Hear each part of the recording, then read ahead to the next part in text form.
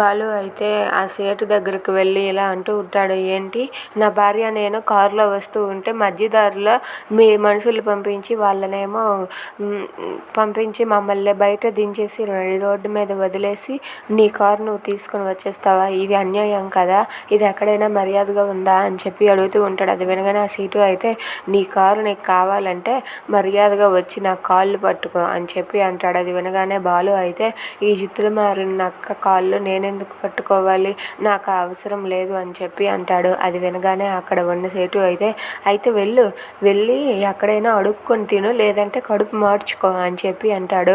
అది వినగానే బాలు అయితే చాలా కోపంతో రగిలిపోతాడు. ఇక బాలు అయితే ఫుల్గా డ్రింక్ చేసి మీనా వాళ్ళ ఇంటికి వెళ్తాడు. ఇక మీనా వాళ్ళ ఇల్లు అనుకొని పక్క ఇంటి డోర్ని కొడుతూ ఉంటాడు.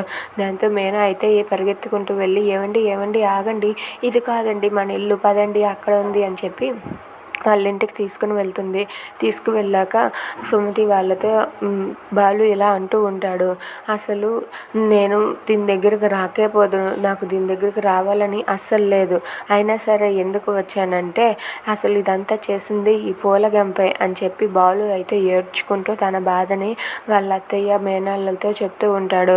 అవును, ఇదంతటికీ కారణం ఈ పూలగంపే, ఈ పూలగంప కారణంగానే ఇదంతా జరిగింది, అప్పుడు నాకు చెప్పుంటే బాగుండు కదా అని చెప్పి అంటూ ఉంటాడు. దాంతో అక్కడ ఉన్న బాలు అలా ఏడ్చుకుంటూ చెప్తూ ఉంటే మీనా కూడా ఏడుస్తూ బాధపడుతూ అలా అక్కడే నిలబడి ఉండిపోతుంది.